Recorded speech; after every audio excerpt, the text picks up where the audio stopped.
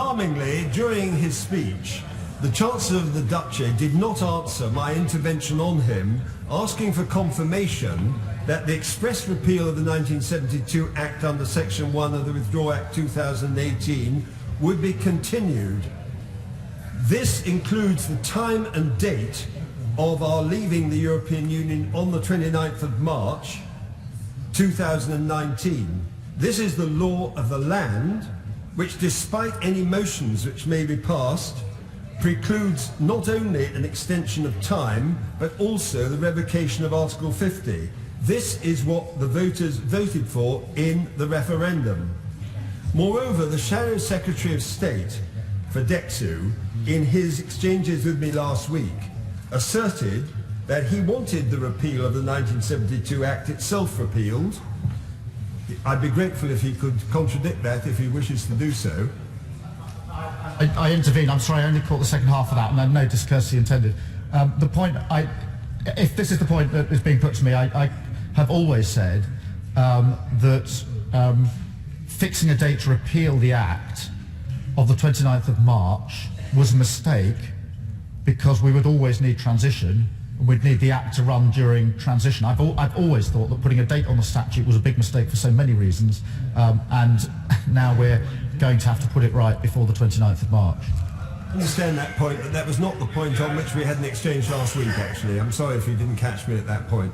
It is simply this, that I was asking him whether he wanted the repeal of the 1972 Act, which is contained in Section 1 of the Withdrawal Act, and he indicated to me last week that he did want it. After all, the Labour Party did themselves vote against the Withdrawal Act itself on second reading and indeed on third reading. So we can assume they did not want the repeal of the 1972 Act and are therefore themselves committed to a course which is inconsistent with what the voters decided in the referendum. The future, therefore, as respects the position on both sides of the House, is that the United Kingdom is in a very dangerous crossroads in the middle of a fog. Mr. Speaker, I have done my best over the last 30 years to be both consistent and address the principles which underlie the sovereignty of this Parliament in delivering the wishes, the democratic wishes, of the British people through parliamentary government and not through government by Parliament, as is proposed by certain members of this House in respect of giving priority to private members' bills over the Standing Order 14 requirement that government business takes precedence.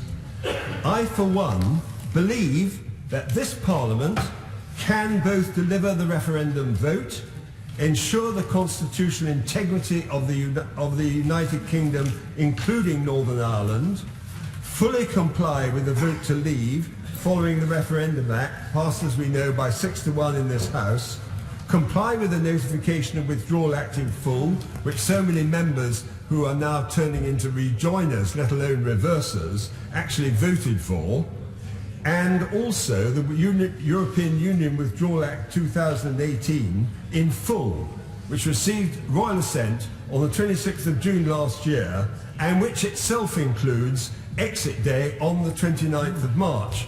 I say with great respect to my right honourable friend and learned friend, the member for Rushcliffe, that he himself, I'm sure he will recall, voted for the third reading of the Withdrawal Act itself. We have had substantial debates, Mr. Speaker, about the backstop and, of course, about the most recent advice of the Attorney General. My European Scrutiny Committee have issued a very critical report about the withdrawal agreement, which I urged the House to read and came out only last week. We have asked for, but have not yet received, a draft of the withdrawal and implementation bill, and I say that because that bill, if passed, would enact this withdrawal agreement in our domestic law, which would become the law of the land. What I seek to do, Mr. Speaker, is to make some proposals as to what would be needed in any such withdrawal and implementation bill in order, as enacted, in order to satisfy the fundamental issues over which we have but few days to go, to make sure that we actually leave the European Union as with an exit day of the 29th of March. Given the timescale that will be available for this withdrawal and implementation bill to be enacted, we can assume it will be rammed through and there will be virtually no time to discuss proposals that could be made by way of amendments to it, and there will be no proper debate.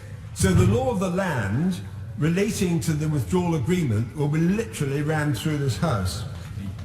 So what is it that I have in mind?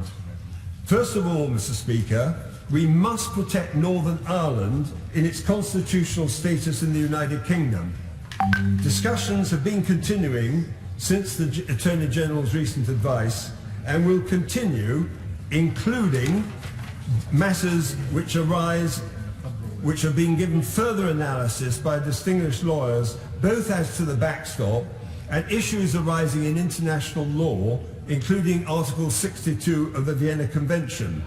These matters are important and remain unresolved.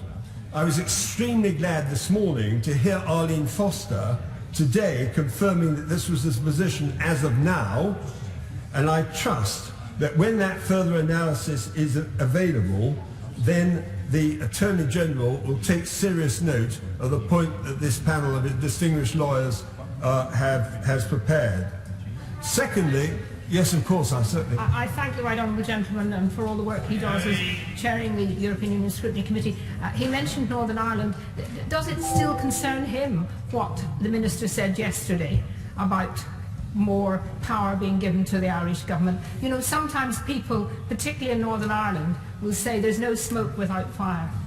Well, absolutely. I entirely agree with what the Honourable Lady has said. I was concerned what I heard there, and I also will add that I've always believed from the very origins of this backstop on the 8th of December a year ago that the bottom line here was to open the door to the prospect in the hands of the Taoiseach, the opportunity perhaps to have a border poll and also to maintain the aspirations for a united Ireland.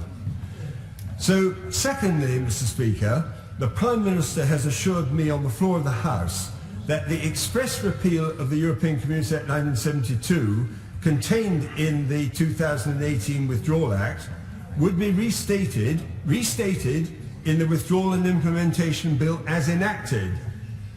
This includes, therefore, exit day on the 29th of March.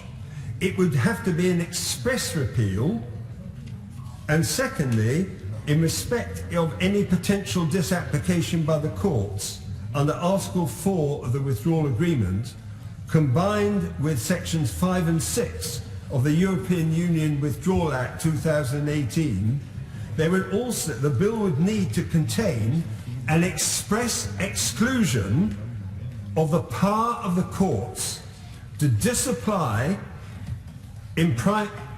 by their own judgment the repeal of the European Communities Act 1972 itself and other related enactments. This is a very dangerous situation whereby under Article 4 we have been given under the withdrawal agreement an arrangement whereby by primary legislation, which is the Withdrawal and Implementation Bill, the courts would be able to disapply enactments, even potentially including the Withdrawal Act itself, or aspects of it. The repeal of the European Community Act 1972 is the statutory anchor of the referendum vote itself. There are also issues of international law with respect to the compliance of international obligations arising from the withdrawal agreement, which includes the fact in our international law that when that agreement, which is even now as yet unsigned, was negotiated, it was negotiated in the certain and understood knowledge that in the European Union and by the European Union that we had enacted the repeal of the 1972 Act, subject only to the question of exit day, which we are now considering.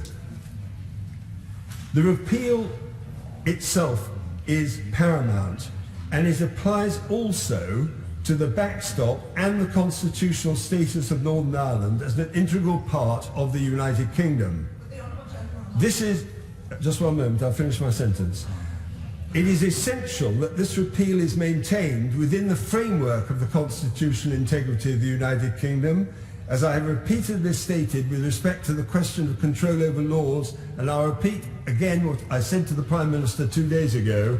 She herself at Lancaster House said, and she said it truly, and it is a fact, and it is law. We will not have truly left the European Union if we are not in control of our own laws. I'll give way. Thank you. I'm very grateful indeed to the Honourable Gentleman. Thank you, Mr. Speaker.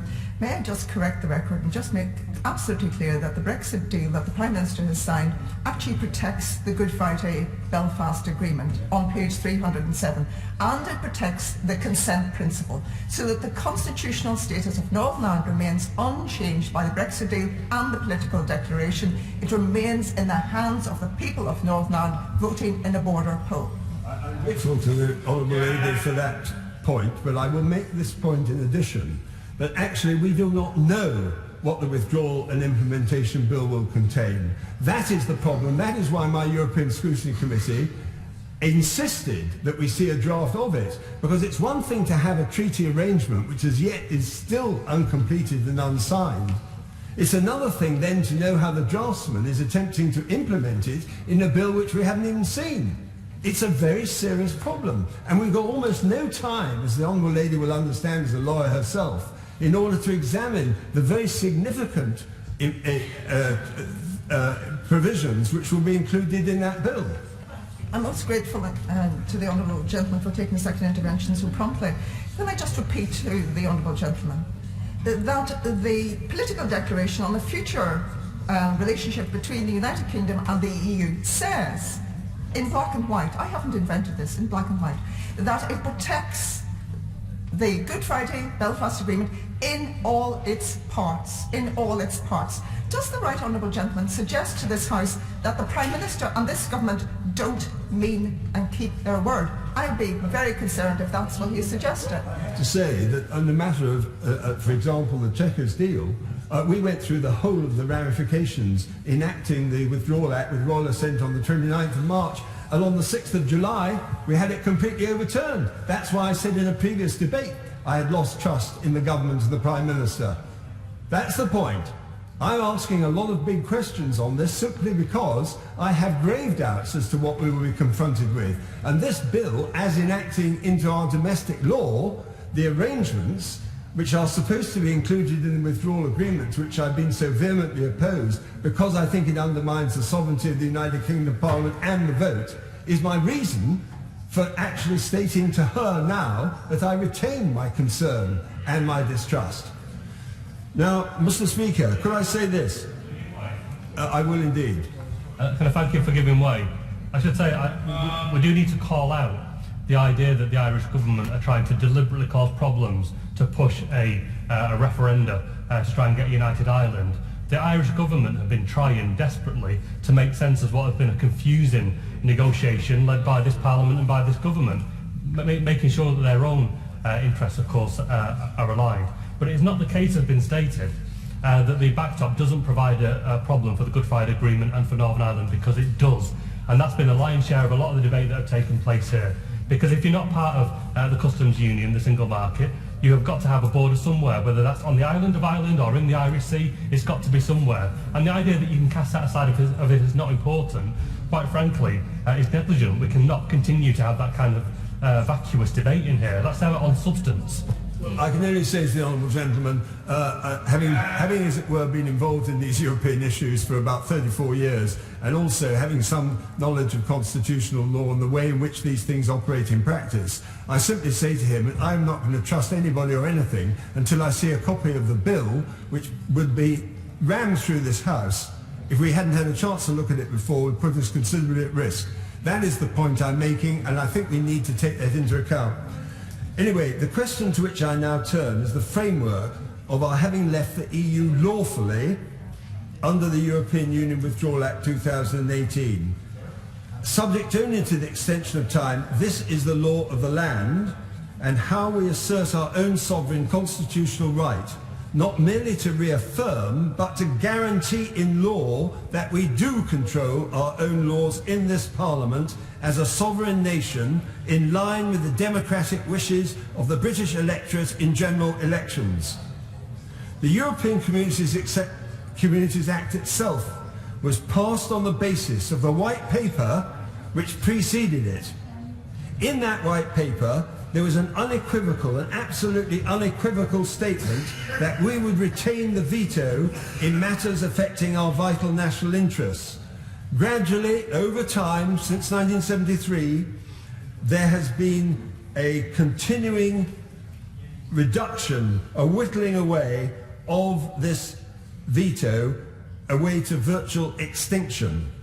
Leaving the EU, however, Mr. Speaker, in the context of this Article 4, the withdrawal agreement, raises this question again as an issue of fundamental importance. We are no longer living in the legal world of factotum. That was when we were in the European Union. When we leave it, the circumstances change. We simply cannot have laws imposed upon us against our vital national interests, passed by and imposed upon us by the Council of Ministers behind closed doors during the transitional period or at any time. This will be done by qualified majority voting or consensus.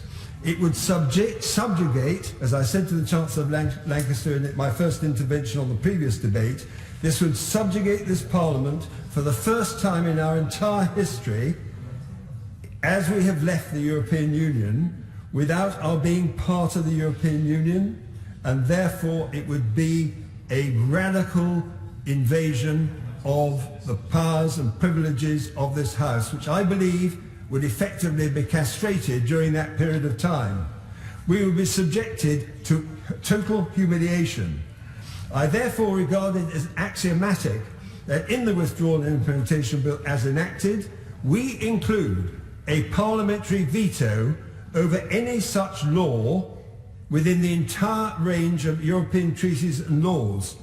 As chairman of the European Scrutiny Committee, we currently have about 200 uncleared European provisions, and in my 34 years on the European Scrutiny Committee, we have never once overturned a European law imposed upon us through the Council of Ministers. Just think about it, Mr. Speaker, that this House would accept laws by qualified majority vote without our being there, no transcript, and we will once have been in the EU, now we will have left. Having left changes totally the basis on which we will conduct our business. Under our standing orders, my committee has the task of evaluating in respect of European Union documents, what is of legal and political importance, and the right to refer matters to European Standing Committee or to the floor of the House, particularly where the government accepts the latter. We can impose a scrutiny reserve. This means that the government ministers cannot, except in exceptional circumstances, agree to any proposed law passed in the Council of Ministers in defiance of our scrutiny reserve. However, this is not a veto. Once the matter has been debated or the scrutiny reserve removed, then any such law becomes the law of the United Kingdom and is thereby imposed upon our constituents. I certainly will. What he seems to be saying is that after we leave at the end of March, there'll be a transition period in which we'll have no veto over European laws, which is true. So is therefore, is he arguing that it would be better to crash out? And would he accept that there is a risk, of course, that we won't agree anything by the end of March, we won't have an extended date, we will crash out, and under the Good Friday Agreement, Ireland can vote to reunify, of course, and it will be a complete disaster. The honourable gentleman is on my committee, so he knows exactly what I'm saying, and he understands perfectly well that when we leave, but when we do leave, what I'm saying will actually change the circumstances under which we currently operate under our standing orders. And I will continue with my point of that. When we leave the EU, as I said, the situation becomes radically different. Therefore, I propose, in line with the Prime Minister's own suggestions as set out in a carefully crafted pamphlet published in 2007 by Politeia, the think tank, that the European Scrutiny Committee should, upon leaving the European Union, be able to make recommendations as to how and when our veto should be invoked as justified in our national interest. Well, the alternative is we're just going to have laws imposed upon us. This would include, for example, such matters, and I invite the honourable gentleman to listen to this, and the House too, as we have recently encountered, as he knows himself, from the European Union, such as matters relating to tax policy. The change from, under the proposals, which are now on the table, for the change of tax policies from national to unanimity to majority vote, or in respect of defence and defence procurement, which are also there, or in respect of state aids, which are already there. The list is endless. Contrary to some assertions that the EU law-making process will take so long that there will be no problem, the European Union is quite capable of accelerating its procedures, and I believe they would do so by putting us at the mercy of our competitors. One recent example is well known, which is the ports regulation. We fought this in European Standing Committee. Despite the fact that the port employers and trade unions were against it, it went through. This would happen in respect to almost any EU proposed law within the vast swathe of competencies of the entire corpus of the European treaties. And if that happened, we would have no redress. And we wouldn't be able to veto it if we didn't get the veto. We wouldn't be able to effect it properly under the scrutiny arrangements we've currently got. And furthermore, the British people would be the ones to suffer. And that would include people in Scotland as well. Don't get the idea that this is a zone-free situation for Scotland. The members on the opposite benches, will also be affected by this, and they better start taking it seriously. I'll certainly give way. I'm grateful to my honourable friend for giving way, Mr. Speaker. He will know that as Shipping Minister I fought for Port Services Regulation tooth and nail, but could not, because of the limits on my competence, in the end stop it happening. The question I have for him, he's making an interesting suggestion about the role of his committee during the transition period. Will he see such a recommendation on the veto be a recommendation to the executive, to government, to implement, because he wouldn't expect his committee to assume the role of government? That is absolutely right, and I'm extremely grateful to my right honourable friend, because he was the minister responsible for the port regulation, and he just reconfirmed there was nothing he could do about it. It will be even worse during the transitional period and thereafter. The reality, therefore, is that, as is set out in the proposals that I've already discussed, the manner in which that veto would be expressed would be perhaps on a recommendation by my committee, because it would be of such legal and political importance, but it would then obviously have to go to the government and to the floor of the House to decide. The exact mechanism of that would have to be worked out. But the idea that this would not be a matter of immense and urgent importance to the House is literally to assume that this House is contained by a bunch of fools.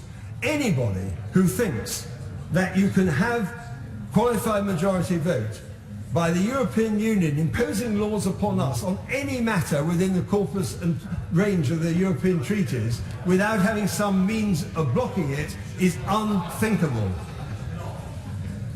Having repealed the 1972 Act, Mr. Speaker, we must not find ourselves within a customs union, nor the single market, which are themselves within the framework of the European Communities Act, which is being repealed.